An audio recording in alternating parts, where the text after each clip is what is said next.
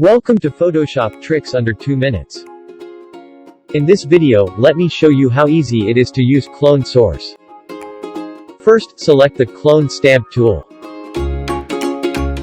Next, go to Window, and choose Clone Source. In your Clone Source window, click Flip Horizontal.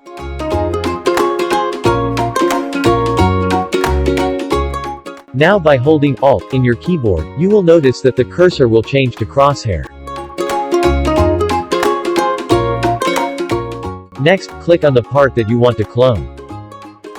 Then start cloning your image. One tip that I can give is to use the clone tool section by section rather than in one full pass.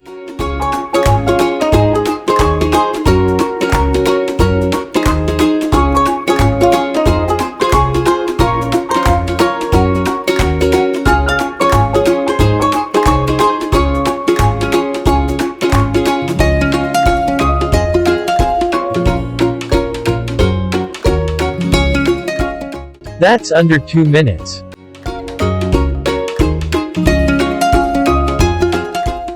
Please don't forget to like, share and subscribe to my channel.